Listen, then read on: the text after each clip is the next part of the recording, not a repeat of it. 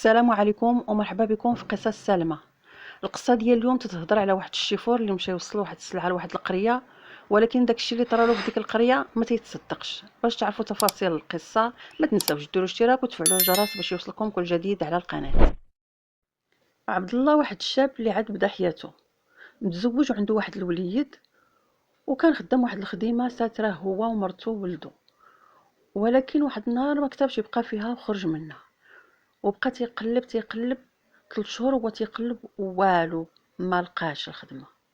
وهو يصيفط مرته لعند حبابها لانهم لاباس عليهم، وقال لها ما تقولي لهمش راني ما خدامش، واحد السيمانه نمشي لواحد المدينه نقلب ياك ما نلقى شي حاجه ونعاود نجي نديكم. مرته قالت له واخا غير ما تعطلش علينا، وهزات ولدها ومشات عند حبابها. وهو عاود هز ساكو ومشى لمدينه اخرى تيقلب على الخدمه، من محل لمحل من شركه لشركه حتى دخل واحد الشركه ديال النقل. وقال لهم راني عندي البيرمي قديم وراني فايت خدمت الشيفور في بزاف د البلايص. فقالوا له عليك تنقلبوا، قالوا له انت حيت عاد كي بديتي معنا اليوم فما غاديش نعطيوك البعد، غادي نعطيوك واحد الكميه ديال الكتب توصلها لنا لواحد المدرسه خاصه في واحد الفيلاج راه قريبه للمدينه. عبد الله قال لهم الفيلاج راني تنعرفها، ولكن المدرسه سميتها، قالوا له المدرسه سميتها الساحل، غير وصل تما راه اي واحد سولتيه غيوريها لك. وبالنسبه للناس اللي غادي يهبطوا السلعه راه المدرسه غادي تكلف، وفاش تسلمهم الكتوبه خاصهم يعطيوك روسو بانهم راهم استلموا الكتوبه من عندك. قال لهم عبد الله واخا. طلع في الكاميون وشد الطريق ديك الساعه. فاش وصل للفيلاج بقى تيقلب ما لقاهاش، وهو يسول شي ناس وهما ينعتوا له، قالوا له راه شويه خارجه على الفيلاج، راه ما جاياش في السونتر د الفيلاج. بقى غادي شاد الطريق على حساب التنعات اللي نعتوا له الناس، حتى لقى واحد السور عالي في واحد البلاصه. فاش قرب منه وهو يلقى واحد اللافته مكتوب فيها مجموعه مدارس الساحل. وصل وقف الكاميون قدام باب المدرسه، وبقى تيدق وتيدور على داك السور والو تحت ما تيجاوب، وعاود رجع بدا تيدق شويه شويه، وهو يسمع الباب تحل الباب، وهو يخرج منه واحد الراجل كبير تكون عنده شي 70 عام. قال له بشويه مالك تتفرع الباب، راه حنا سمعناك وعاد دابا جاي مالك تعطلتي. قال له الشيفور واش عرفتيني؟ قال له يي انت الراجل اللي جايب لنا الكتب للمدرسه. قال له يا سيدي. قال له تسنى واحد شويه نعيط للخدامه يجيو ينزلوا السلعه معايا. قال له عبد الله اين خدامه المدرسه خاويه. قال له الراجل هذاك الشيء ماشي شغلك، انا الحارس ديال هذه المدرسه وانا اللي مكلف بهذا الشيء وراني عارف اش ندير. عبد الله قال في نفسه يمكن هذا غيمشي يعيط لشي حد من عائلته يعاونوه باش يهبطوا هذيك السلعه، المهم انا ماشي سوقي ماشي شغلي فيه. عبد الله طلع للكاميون وجلس وبقى تيتسنى. دازت الربع ساعه الاولى، عاود نص ساعه، عاود ساعه، والو الراجل دخل وما عاودش خرج. وهو ينزل قال هذا مش فين مشى دخل لقى الباب ديال المدرسه باقي محلول، دخل منه وهو يلقى واحد الوليد جالس تيلعب. وقال له ولدي سير عيط لي لباك، سحاب له راه ولده. قال له الولد انا ماشي با هذاك. قال له حيت ماشي باك اش جالس دير هنايا؟ جالس تلعب والظلام قرب يطيح، سير لداركم. قال له اين دارنا اللي نمشي، هذه راه المدرسه وهذه راه استراحه، وحنا راه عندنا حصه من هنا واحد ربع ساعه. عبد الله قال في نفسه الولد لقيته قريب من الباب ديال المدرسه، هذا يمكن هي ساكن هنا وراه دخل تسلت تيلعب. ندخل للساحه نشوف شنو كاين. هو غادي وتيقرب من الساحه وهو تيسمع الهراج د الدراري والغوات. فاش وصل للساحة لقاها عامرة بالدراري وبالبنات، وكلشي تيجري وشي واقف شي جالس شي تيضحك شي تيهضر، وبقى غير حال فمو.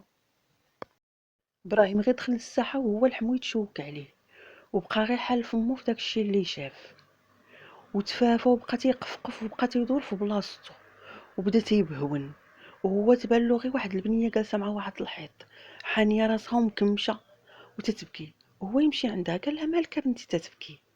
هي هزت راسها فيه وهو تفزع، عينيها حمر كي الدم والوجه ديالها مكمش وكيخلع. عبد الله حاول يرجل راسو وقال لها مالك بنتي تتبكي؟ قالت له بغيت نمشي لدارنا ما مخليناش. قال لها شكون اللي ما خلاكمش تمشيو لداركم؟ قالت له الحارس والمعلمين اللي هنا، وراه هادي 10 سنين وحنا محبوسين هنا. قال لها كيفاش 10 سنين وانتوما جالسين هنايا؟ ما يمكنش، شوفي يا بنتي راه ما مزيانش الواحد يكذب.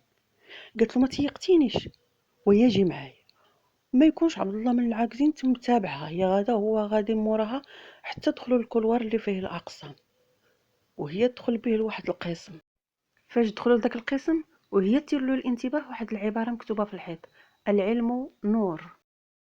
تحت ديك العباره باين شي تلميذ تعمد يكتب هاد العباره صغيره، ولكن فاش تدخل القسم كلشي تيولي ظلام.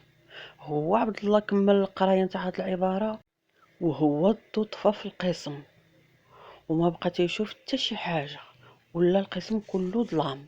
شويه شويه وهو عبد الله يشوف واحد جوج عينين بحال شي جوج مشاهب ديال العافيه، وواحد الصوت تيقول له: علاش جيتي لهنا؟ علاش جيتي لمدرستنا وباش ما نحقق اقتحمتي عالمنا؟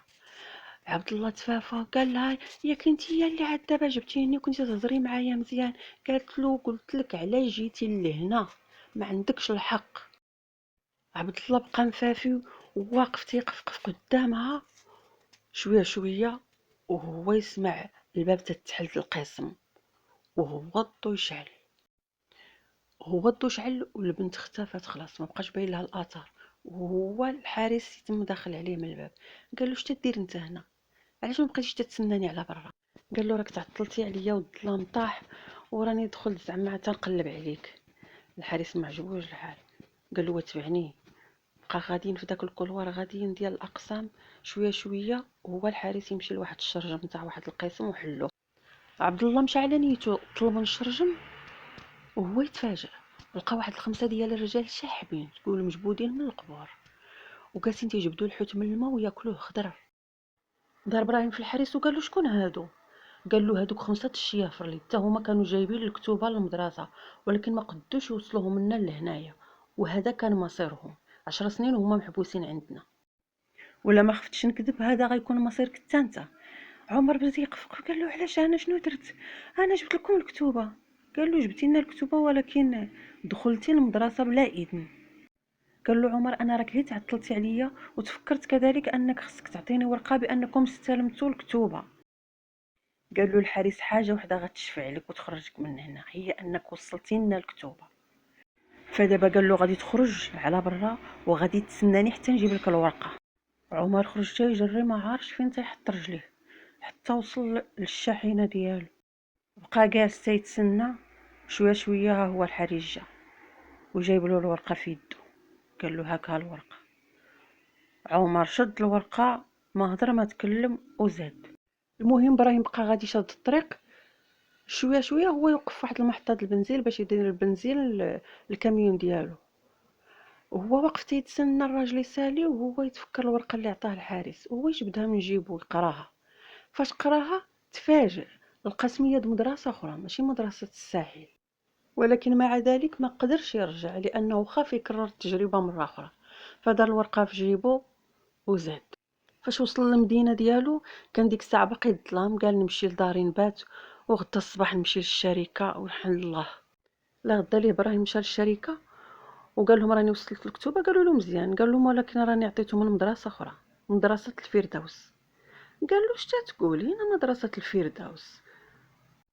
قال له المسؤول في الشركه: ما يمكنش لان مدرسه الفردوس مدرسه مهجوره.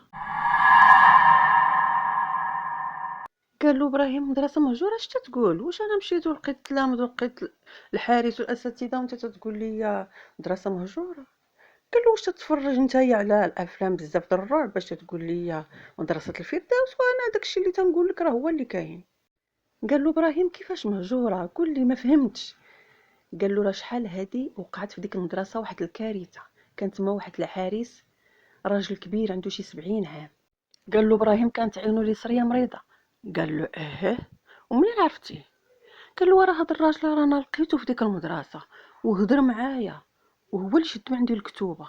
مسؤول الشركه بقى تيشوف فيه، قال له: شوف، غتقول لي فين ديتي الكتوبه ولا راني غنعيط للبوليس، لان هاد الهضره اللي تتقول انت راه ماشي معقوله.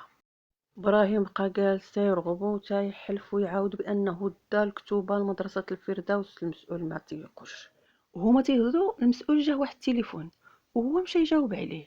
شويه شويه هو راجع، قال له صاحبي واش انت وصلتي الكتوبه والناس تيشكروا فيك وتيقولك ما عمرهم شافوا شي شيفور بحالك، وانت دابا جاي تقول لي ما وصلتيش، واعلا ضحك عندك.